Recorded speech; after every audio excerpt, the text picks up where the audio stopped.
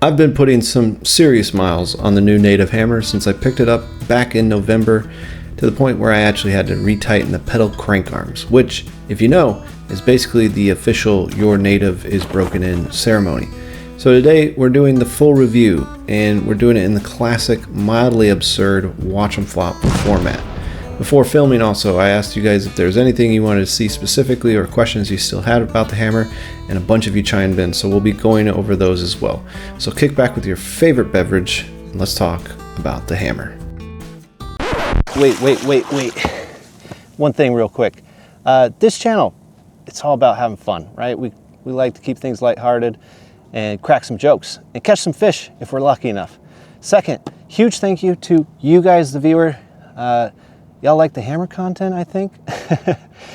Y'all been eating it up, and I genuinely love making it for you. Seeing the comments, the feedback, the debates, it's incredible. Thank you so much. I really appreciate it. And third, big thanks to Native Watercraft themselves. They've been absolute legends, not only tolerating the ridiculousness, but encouraging it. They even put me in a freaking marketing email, which that's wild. For a little watch 'em flop, that's a big deal. So seriously, Native, if you're watching this, thank you. All right, with that out of the way, let's talk about context.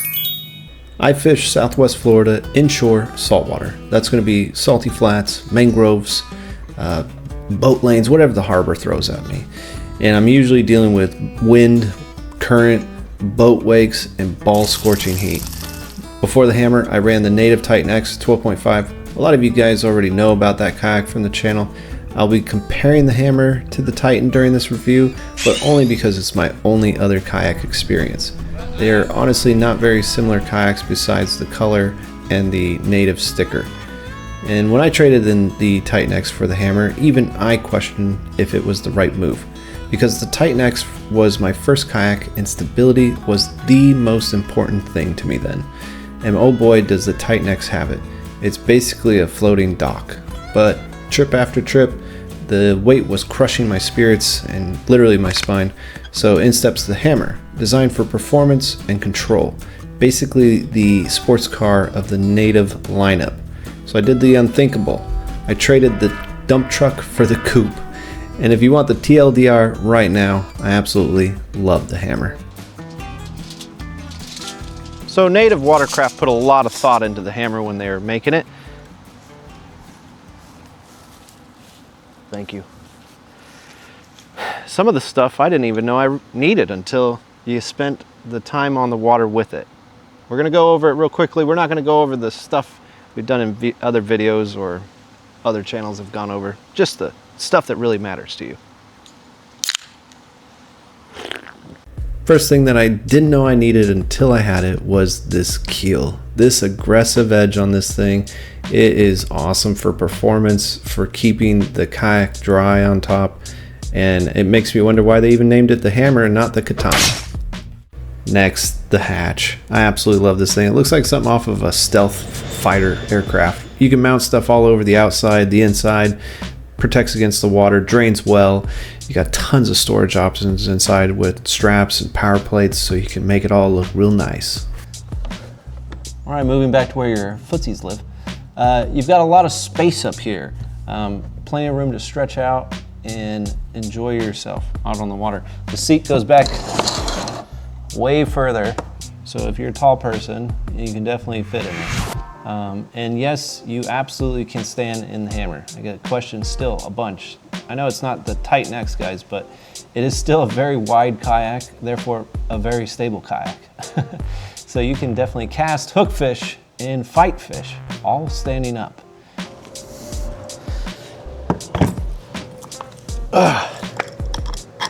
While we're up here, we should talk about this, the X-Range pedal drive system that's new. And so far, at the time of this video, exclusive to just the hammer.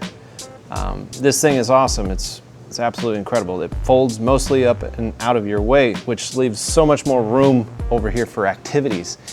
Doesn't seem like much, but just this simple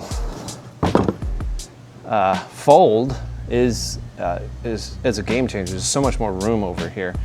And one of the most incredible things I think about this is most times when companies touch things and they put more moving parts on it, your build quality goes down. Not with this. As far as I can tell, this thing is built just as strong, if not better, than their old system, which was literally bomb-proof. So that's pretty awesome. Bravo on this awesome system. Hopefully it comes to the other kayaks. Before adding the NK180 Pro to my native hammer, I pedaled all over Boca Grande with this thing, and she is still plenty fast with just the X range. Now, however, recently did get this thing registered and the NK180 Pro out on the back. So the pedal drive system, I actually just use it more or less for the finer control. When I get to my spot after blasting around on the NK180 Pro, this comes down and then I do the finer movements with this, or if I want a little bit of cardio, which usually gets passed, but you know.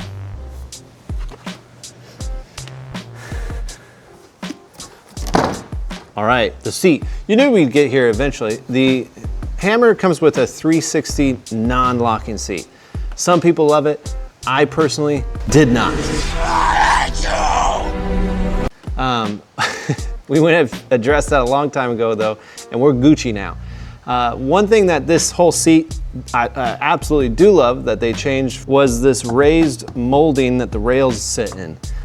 This takes a ton of junk that I used to get whenever I'd get in and out of the kayak, all the sand, all the grit, everything would get into these tracks and you could hear it, chewing, like grinding around on the metal. This is really nice. It's also got, it's technically got rails like all the rest of the kayak. So if you have some space, you could get creative and mount some other things on your seat rails, like I did right here. One question I get asked quite a bit, how wet does the front deck get with the scuppers removed? Honestly, not very wet at all. The deck sits about 1 inch or so above the water line, so most of the water drains right out. You'll maybe get a little bit of water that gets stuck in these seams or the imperfections in your particular native hammer mold of the hull, but otherwise it drains right out. Now, I'll show you something that you should absolutely not do.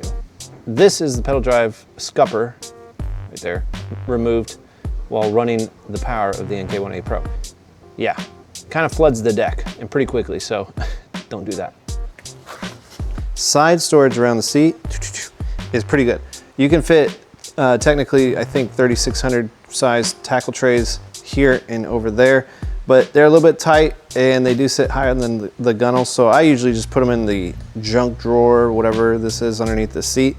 And they work really well. And instead I put my tools and soft plastics that I'll be rotating in and out in these side areas right here. And back here on the side of the street, or depending on where it's side or the behind the seat, you have this little nifty junk drawer for the hammer. It's perfect for random stuff, throwing a lure in that you don't want to, you cut off, you don't want to throw anymore, drop it in right there, or maybe even the occasional cake.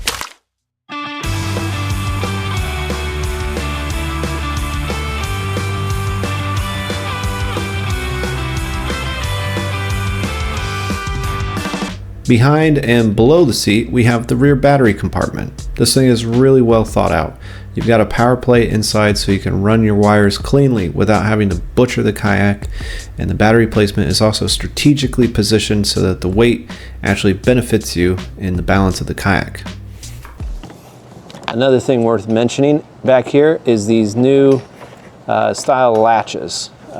They're buttery smooth, and if you've ever had the old style ones, like on the Titan X that I had, man, you'd be pulling those things out, and once they let go, they never were smooth. They let go and they just go flying out of the little mount that they're in, and that kind of sucked.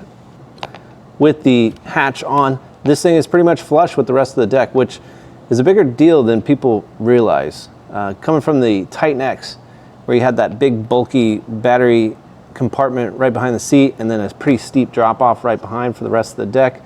I know they were probably trying to use the space, and that's always good too, rather give it to me than take it away. But it just made building the Titan a little bit more challenging. This is just for the most part, flat, so I can configure it however I want, and that's a big deal. All right, at the back, we got this raised rear motor mount. It's got these little molded guides on the side in case you want to drill in some foot steering. You have two spots over here on the left and right that you can mount power pole like I have right here. Just does require you to get a plate, which is aftermarket from Native. One of the things I really like about this though, at the back, is this drain system for the rudder. The Titan didn't have this. It was sitting inside of its own little moat most of the time. And when I'd go to the car wash, it would fill up with water, and the steering cables that go into the hull of the kayak would let water in, obviously. And so I'd pop the hatch at the front and I'd see water in the kayak, and I'm like, oh shit, did I hit something? Do I have a hole in my kayak? You know, and no, it's just from the car wash. There still does get some water in this, but for the most part, it all drains out now. So a little bit of peace of mind. All right, let's talk stability. Easily one of the most important topics to y'all, if not the most. Some comparable numbers for you guys. I am 5'10", 175 pounds. The only kayak I know well and can compare to is my previous kayak, the Titan X 12.5. Is it as stable as that kayak? No. But I don't think anything beats the Native Titan X in stability. It's quite literally overkill in stability in my opinion. But the Hammer, it's honestly not that far behind. Besides the demo day, our first impressions video, we spent most of the trip learning the Hammer's stability, doing all sorts of things from leaning, reaching, casting, and doing the first ever in testing kayak stability, the hot dog test. After the first couple trips, I felt quite confident in the Hammer. Months later, I now find myself leaning into turns like I'm on a motorcycle, trying to squeeze every last bit of performance out. You can stand, cast, set the hook, no problem once you get the feel for it. Now, another thing you guys asked was the flip test. And I'm not gonna lie, I fully intended to do it actually, for science. We had it all planned out, me, my buddy, and his pool. But after talking to the folks that I have my kayak insured through, something I highly recommend by the way, and double checking the warranty policy for Native watercraft, there's a pretty solid chance that intentionally flipping the kayak could fall under quote unquote improper use, which would absolutely shred any future legitimate claims I may have. So unfortunately, fishing buddies, we can't roll it. Another question people ask me a lot is how does it handle in the wind? Honestly, really well. Now, I personally hate fishing in the wind, but I've been out there in gusts 20-25 miles per hour easily, and the kayak handles it just fine. It is some work, but it will track and stay predictable. Another concern out there on the water is boat wakes or waves and current. The Hammer absolutely smashes through wakes. It stays so much drier compared to the Titan. I had to purposely ram some fresh boat wakes to actually get water to come over the bow. For wakes or waves, it'll either roll right over them or punch right through them. In strong current, yeah, you will feel the Hammer get pushed around a little bit more. It's because of the shape of the hull, having those tunnels in the hull. And it is also still a very wide kayak at the end of the day. Simple fix for that though is just, try and go at a slight angle into the current instead of letting it hit you broadside. Compared to the Titan X though, the Hammer flows through the water a lot better. Now, performance is where this kayak absolutely shines. When I first reviewed it, I said that it felt faster than the Titan. After months of use, it makes the Titan feel laughable. This thing is a freaking rocket ship. My buddy Chris said it best, I think you have the fastest kayak in all of Port Charlotte. And again, I'm just running an AK 180 Pro, but the performance isn't just straight line speed. It turns faster, it moves quieter through the water, handles changing conditions better, and loads and unloads at the ramp faster. It's also nearly 30 pounds lighter than the Titan X. And remember, ounces equal pounds, and pounds equal pain. Time for some fun light jabs about the Hammer. So from the factory, it comes with a non-locking swivel seat. Oh my God, bro. Not the end of the world, but in my opinion, it should have came with a lock on the 360 seat. That way, when you're pushing the pedals, you're not losing a little bit of performance, because this thing oscillates a little bit back and forth with each push of your foot. Also, when you start stacking all this stuff on the side of your kayak, utilizing the rails they give you, you kind of lose it anyways. Like it doesn't matter if it's 360 locking or non-locking, but at least now with a lock, I'm not bumping into my stuff all day. So that's gripe number one.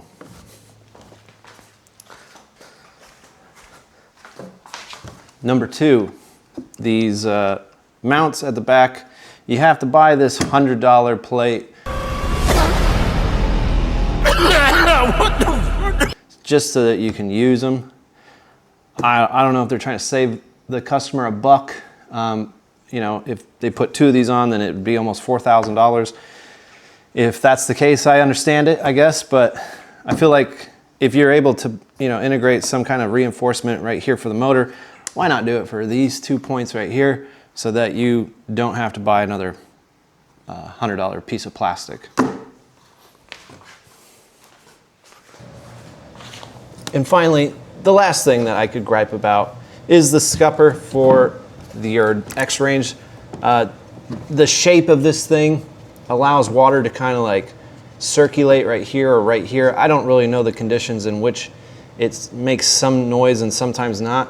But whenever the drive is up and you got the power at the back going, this thing can sound like you're sitting above a washing machine in some conditions. So I have an old piece of foam from my Titan X scupper, drive scupper. I might try and retrofit in it, but I don't know. We'll see. It's not, again, none of these things are the end of the world. You can fix them. You can buy parts for them. Just some things to be aware of. So who is the hammer designed for?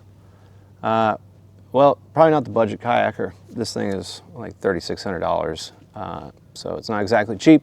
It's also not light either at 140 pounds. But other than that, it's got a lot of potential. You could use this in deep water, shallow flats, freshwater, salt water.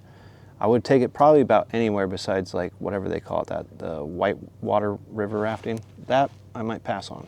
I've seen the bigger dudes on this. I've seen the littler guys on it. The hammer's definitely got a lot of versatility and room to grow into, whether it's your next kayak or your first kayak. It's an awesome option, in my opinion. I'm not just saying that because I bought it. It's actually really nice.